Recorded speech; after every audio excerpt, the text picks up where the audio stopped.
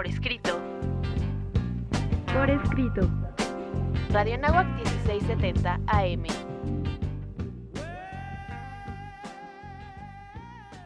Bienvenidos a Por Escrito, un programa más de este programa. El día de hoy nos acompaña... ¿Qué tal? Bienvenidos a nuestro programa número 90. Soy Cecilia Durán Mena. ¿Cómo están? También los saluda con mucho gusto, soy Raúl Sanz. El día de hoy tenemos una invitada muy especial, una gran viajera y experta en asuntos internacionales. Hola, mucho gusto. Mi nombre es Patricia Ruiz. Trabajo en la Dirección de Internacionalización de la Universidad de Anáhuac y pues agradezco la invitación que me hacen a este programa. Muy bien, pues vamos ahora a nuestros pretextos, lejanos pretextos literarios. Pretextos literarios. Ya estamos en la sección de pretextos literarios. Mi querida Ceci, ¿cuál es el pretexto literario del día de hoy? Nos vamos a ir a la tierra del sol naciente, mi querido Juan Carlos. Vamos a hablar de literatura japonesa, literatura milenaria, antigua, también súper moderna. Y de eso es de lo que vamos a hablar el día de hoy, de todo lo que implica la literatura japonesa y de lo que se ha estado haciendo a lo largo de la historia en términos de letras en Japón. Bueno, pues sí, totalmente de acuerdo con lo que dice Ceci, pero primero lo primero, ¿no? Faltó hacerles la invitación a que nos sigan como siempre en todas nuestras redes sociales. Recuerden que estamos a través de Facebook por escrito MX, en Twitter @por escrito. También nos pueden encontrar en Instagram @revista por escrito y en Spotify por escrito.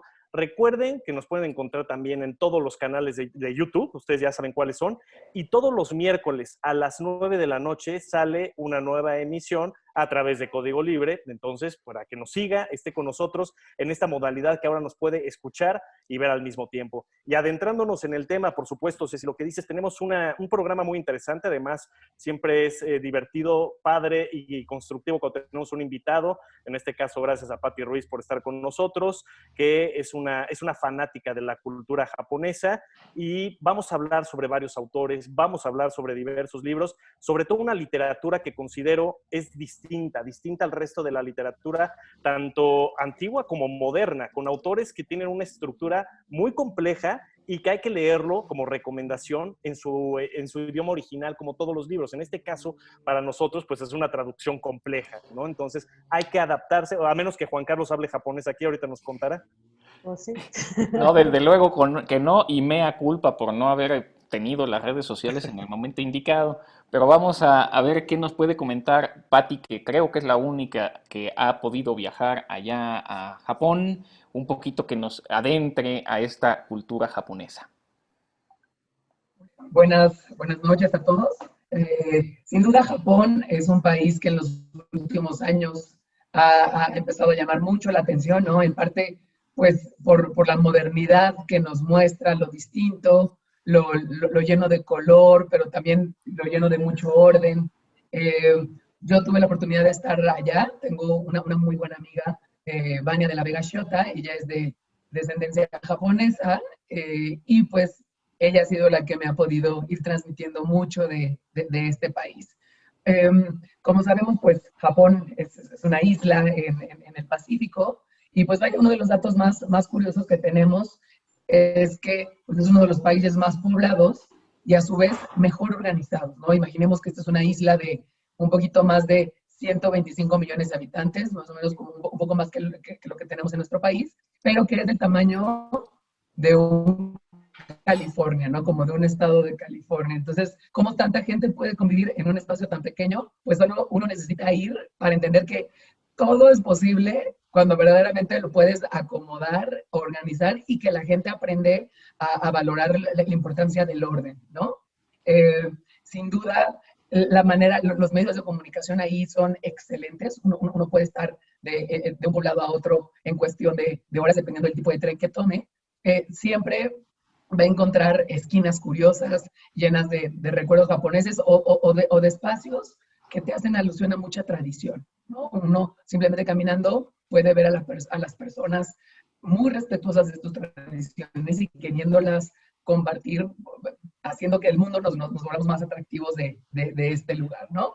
Obviamente, para mí, que yo soy una fanática de Totoro, pues no me pudo gustar el ir a visitar el Museo de Ghibli, en donde verdaderamente a manera de Disney te transportan a cada una de las películas de este estudio.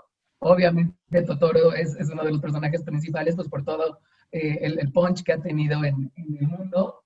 Y pues vaya, tanto la música, la comida, que también es todo un arte, el sentarte a comer o la ceremonia del té tan particular, tan especial, pues hacen que muchas veces te sientas en un cuento de hadas, ¿no? Y sin duda es un destino que recomiendo muchísimo porque pues puedes encontrar mucha moda, pero al mismo tiempo mucha cultura, mucha tradición y mucha de esa mentalidad que te quiere llevar a ver las cosas en un nivel mucho más profundo que lo material o que lo que está por encima, ¿no? Ya bien, Raúl comentaba que cuando uno quiere conocer un poco más a la cultura o a sus libros, qué mejor que hacerlo en el idioma natural. Pues sí, porque esta simbología es tan profunda que hay palabras que incluso no se pueden traducir, ¿no? Hay sentimientos japoneses que no se pueden traducir al español y pues vaya, sin duda se los recomiendo.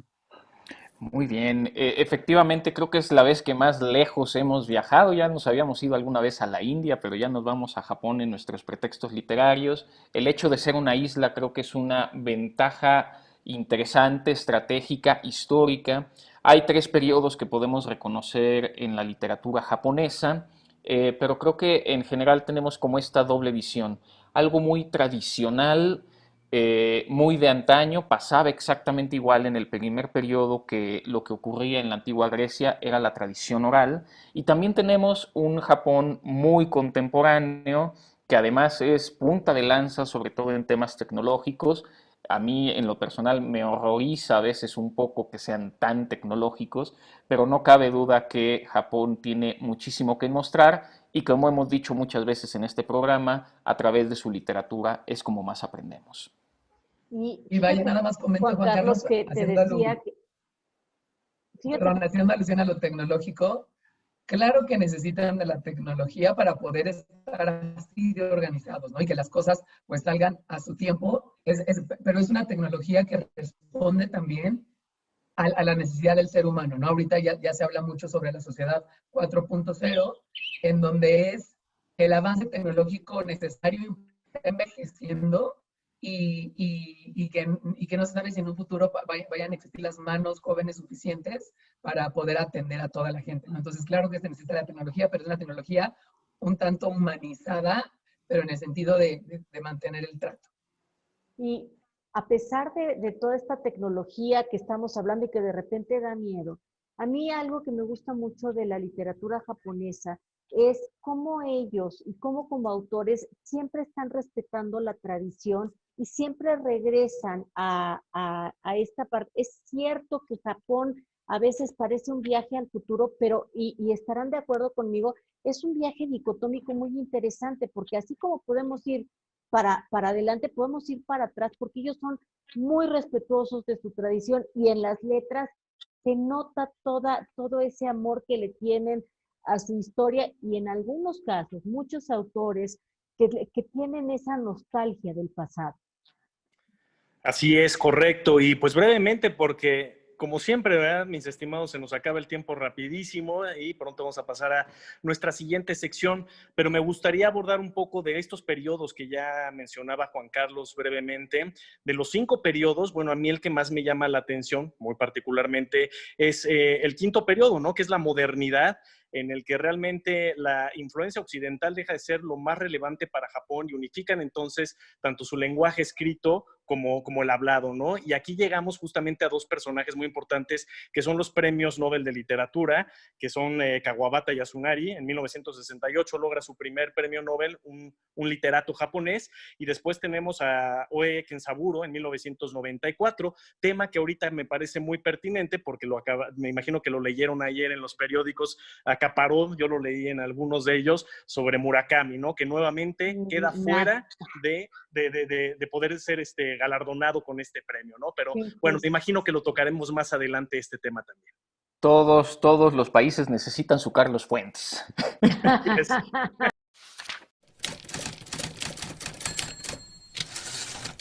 Ritmos y voces. Ocaso de un rey, de Juan Carlos Padilla Monroy. Aquí estoy, sentado en mi enorme trono. Miro a quienes humillé, pisoteé y escupí. Una tribuna oscura, al centro del recinto, mi hermoso trono y yo completamente solos. Consigo silenciar todas las voces y contrasto el sonido del aire que aprisiono. Puedo sentir mi corazón palpitar lentamente. No logro entenderlo. Lo tengo todo. Eliminé a todos mis enemigos y padezco una extraña sensación de vacío dentro de mí. La melancolía me inflige. Estoy llorando e indiferencia siento ante mis puños apretados y mi llanto se arrodilla vencido. No puedo creerlo. No puedo. No hay quien consuele mi abrumado corazón. Nunca permití que alguien me abrazara, me ayudara. Conquisté el poder, la gloria y el honor. Mi triunfo no fue tan difícil como lo es ahora, porque noble soy y noble he de morir. Ahora no, teniendo todo, no poseo nada. La corona es mi honra, las ricas vestimentas que ahora porto, mi linaje, y el cetro, mis victorias. Pero ahora estoy solo. ¿Puedo competir si no hay rival? ¿Puedo gobernar si no hay a quien dirigir? Estoy solo y no puedo soportarlo más. Decido precipitadamente, tomo mi espada y con su delicado filo abro profunda herida. ¡Asesino! Veo fluir mi vientre lacrimoso. Olvido el dolor mientras recuerdo mi infancia y juventud. Las glorias y triunfos, puedo reconocer gente que me quiso. Nuevamente lloro cuando mi vida se extingue. Se dilatan mis pupilas. Dejo de apretar los puños, mas la muerte no se siente satisfecha hasta que finalmente expiró. La sangre fluyó por el suelo de mi propio templo y no hubo quien llorara mi cuerpo. Creí vivir y recordé haber vivido ya. Reencarné por castigo de mis actos. Busqué la verdad y erré. Todas mis filosofías fueron falsas y las tomé como ciertas, pero nada puedo ya cambiar. Deseo volver al triunfo y la conquista. Si antes fue sencillo, ahora no lo será. Soy un hombre gris en este momento y vuelvo a llorar.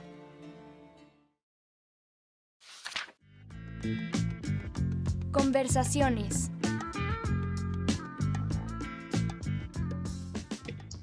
Ya estamos en la sección de conversaciones. Me niego a hablar de la polémica de Murakami en este momento. Yo quiero empezar nuestras conversaciones con un breve haiku que dice así: los peces saltan, la luna ríe, no la alcanzan. ¿Qué te parece, mi querida Ceci, si empezamos las conversaciones con el haiku, con la poesía japonesa? Me parece súper bien porque yo creo que el haiku es una de las aportaciones literarias que Japón le ha dado al mundo que más se ha apreciado, y estoy de acuerdo contigo que de repente se deja la poesía de lado por tratar de hablar de la prosa, y la poesía de Japón es muy interesante, especialmente los haikus, que de repente los haikus pueden ser extremadamente tiernos, pero también hay haikus de miedo. La literatura japonesa puede llegar a tener cosas extremadamente brillantes, muy oscuras, muy góticas, y en el haiku han tenido como todas esas vertientes. Pero ahora sí me van a dar chance de hablar de la tristeza que es que Murakami no se haya llevado el premio Nobel. Verdaderamente es la deuda que le van a dejar. No sé qué opinen ustedes. ¿Qué opinan, mi querido Raúl? Sí, bueno, despedimos a Juan Carlos Padilla porque vamos a hablar Adiós. de Entonces, no, efectivamente, yo no soy un lector de la literatura japonesa, debo decirlo, pero creo que cuando el río suena es porque agua lleva, ¿no? Y en el caso de Murakami me parece que es un protagonista de las últimas décadas. Creo que el señor tiene ahorita 70 años, por ahí anda. Y hay autores, esta polémica ya la hablamos, recordarán de nosotros en nuestro programa de los premios Nobel, a cuántos autores pues no se les ha otorgado este galardón que lo merecían, por supuesto, por su trayectoria, por las novelas, por las prosas, por los versos que hayan escrito, y creo que Murakami puede ser ese gran personaje, pues que sí, que genera polémica, porque muchos lo aman, lo adoran. Yo ayer, te digo, tuve la oportunidad de estar leyendo los periódicos, y ahí venían las reseñas en los tweets, ¿no? De la gente. Bueno, había gente que estaba llorando, así, de verdad llorando los videos, porque no ganó. Digo, no creo que pase tampoco nada. Aquí es donde entran las polémicas como la que ya tuvimos con Bob Dylan, por ejemplo, y de pronto no se lo dan a Murakami, pero lo tiene Bob Dylan. Vaya, es un tema interesante. Yo sí creo que en la modernidad, en la contemporaneidad de la literatura japonesa, este es uno de los autores que hay que dárselo, ¿no? Y ya es una deuda grande. Entonces, desde mi punto de vista, concuerdo con Ceci, sí lo merita. Pero Pati, ¿tú qué opinas al respecto? Más, más que yo, mi esposo sí es un fan de Murakami. Aquí justo saqué algunos de los libros que él maneja y pues vaya, claro que ha sido tanto el impacto pues mediático que ha tenido esta situación que a todo mundo pues hace que nos volvamos más cercanos al autor, ¿no? Yo creo que esto también pues le va a generar pues más seguidores, más interesados pues, por ahora sí poder entender por qué otra vez no se lo dieron, qué está haciendo o qué no está haciendo para poder estar o no estar en este grupo de seleccionados del Nobel. Pero pues yo nada más les puedo decir, como viene aquí en la portada, keep calm and read Murakami, ¿no? Entonces, ayudémosle un poco y pues veamos qué pasa, ¿no? Claro. Yo decía, a mí que me gusta polemizar en general, lo que quería decir es que todos los países necesitan su Carlos Fuentes, ya lo habíamos polemizado antes. Me hizo recordar, Ceci, que hay cine de terror japonés que es un poquito raro. Bueno, de hecho es también muy interesante poder ver a través de las películas, conocer la forma en que piensan los japoneses. A riesgo de que me corran producción y Raúl Sanz, a ver, no es japonés, pero Byung-Chul Han, que es coreano, hace menciones muy interesantes sobre la diferencia entre el modo de concebir, el modo de pensamiento oriental en general, y creo que aplica bien a Japón, y el occidental, diciendo que a los occidentales nos gusta el apasionamiento y nos gusta la racionalidad. Y un poquito comentando que para lo que son muy buenos los orientales en la literatura en general, es para todo lo que es la ambientación. Más que Murakami, lo que yo he podido leer es Kawabata, ya daré la recomendación para esto. Lo que me gusta mucho de los haikus, de la literatura japonesa, lo que alcanzo yo a comprender, es esa conexión que tienen con el entorno. Eso que parece más, digamos, dimensionado que interiorizado. Y no por eso deja de ser una literatura fina y con características de personajes súper profundos. Pero eso lo hace una literatura distinta y por eso vale la pena leer literatura japonesa. Fíjate que ahora que hablas de Kawabata, me toca hablar de Mishima, que fue su mejor amigo y su gran competidor. De hecho, ellos siempre había la polémica de quién sería el más grande, si Mishima o Kawabata. Mishima, de hecho, cuando no recibe el Nobel, entra como en una crisis, también como que pierde un poco la cabeza. Él siempre estuvo añorando esas épocas monárquicas del Japón que veía al propio emperador como un dios. Y él entra en esta parte del honor que él tenía que defender de sus propias letras, y hay un video que es terrible de cómo él se hace el harakiri porque él pensaba que él era el que necesitaba ese honor. Y claro, ni hablar al autor por sus letras. Y hay que leer a Mishima. Mishima tiene cosas muy delicadas, muy bien ambientadas, y uno no puede entender que una persona que escribió con tanta delicadeza haya sido tan bárbaro en su vida cotidiana. Sí, ya lo hemos mencionado, hay mucha literatura, hablamos de la poesía, de la naturaleza que es tan importante y del entorno ambiental para poder plasmarlo en las letras japonesas. Mucho detalle, ¿no? Los escritores japoneses se caracterizan precisamente por el detalle. Y Juan Carlos también nos adentraba ahorita en la literatura y trasladado a incluso hasta películas de terror. Es decir, abarcan todos los géneros, lo cual a mí me da pie para hacer la siguiente recomendación. Ya todo el mundo sabe, no es noticia, que me gusta la mafia, ¿verdad? Que me gusta el crimen, la literatura de este tipo de thriller y suspenso. Y por eso me atrevo a hacer una recomendación que los japoneses no son la excepción. Existe esta novela que se titula Out, de Natsuo Kirino, y justamente trata precisamente del género del crimen. Y aquí se mezclan dos características que a mí me apasionan, porque por un lado estamos hablando del crimen de la mafia japonesa, y se compara esto con las películas de Quentin Tarantino, que también soy fanático. Entonces, los que hemos visto, los que nos gustan las películas de Quentin Tarantino, sabemos que son sumamente violentas, que la sangre es incluso hasta exagerada, ¿no? Haces un cortecito de dedo y bueno, salen los chorros y las cascadas. Y justamente se dice que la literatura de este libro de Natsuo Kirino es muy similar a lo que nos lleva en la pantalla grande en Quentin Tarantino, ¿no? Entonces, para aquellos que les guste este tipo de género, no nada más nos vayamos a la mafia norteamericana o italoamericana, ¿no? Los japoneses también tienen este género.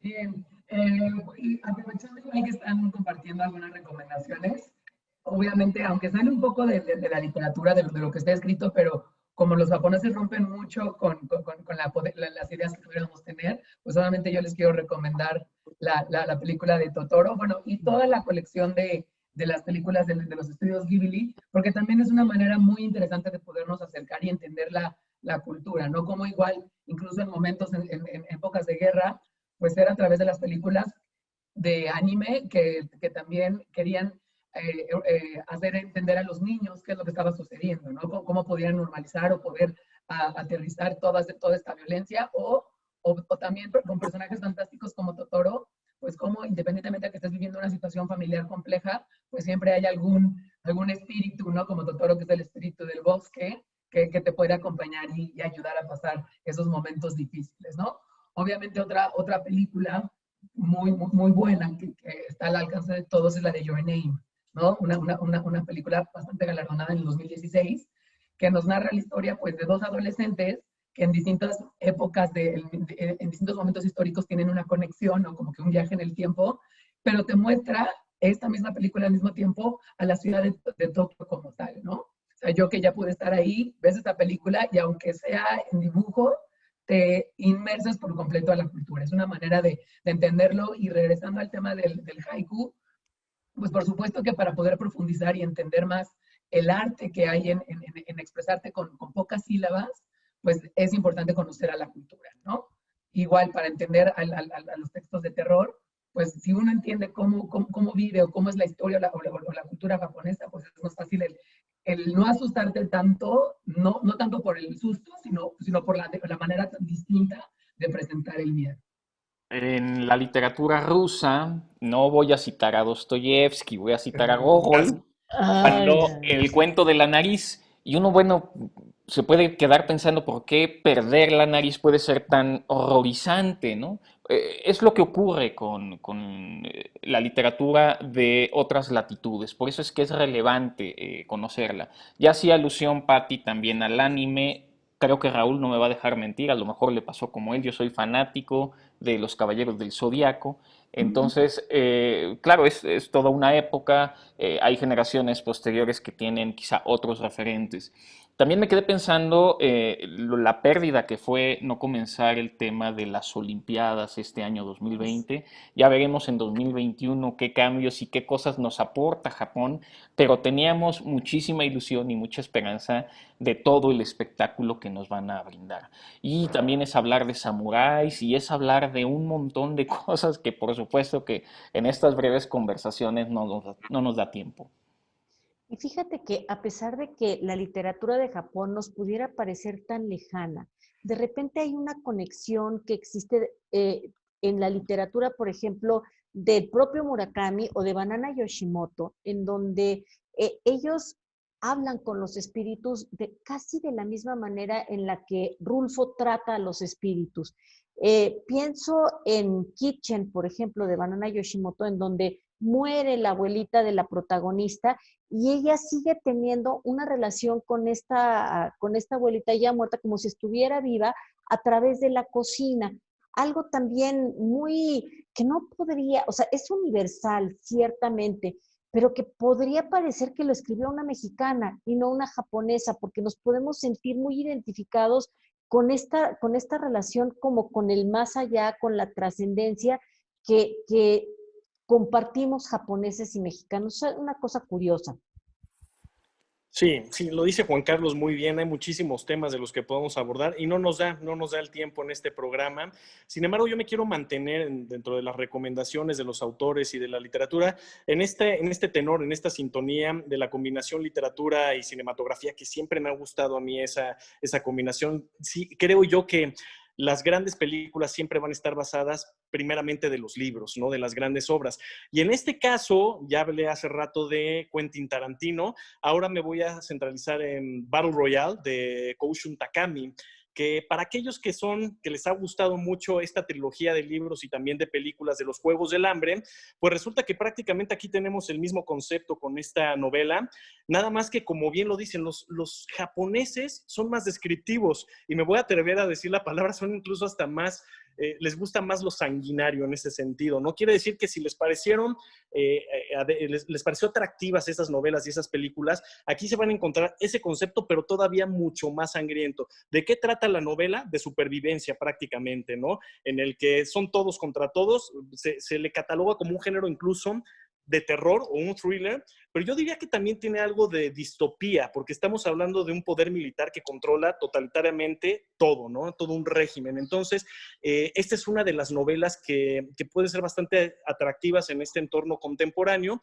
y cabe decir que no solamente existe la novela, sino también está ya la película dentro de la cinematografía, ¿no? Entonces, creo que es una recomendación dentro de la literatura contemporánea japonesa bastante atractiva.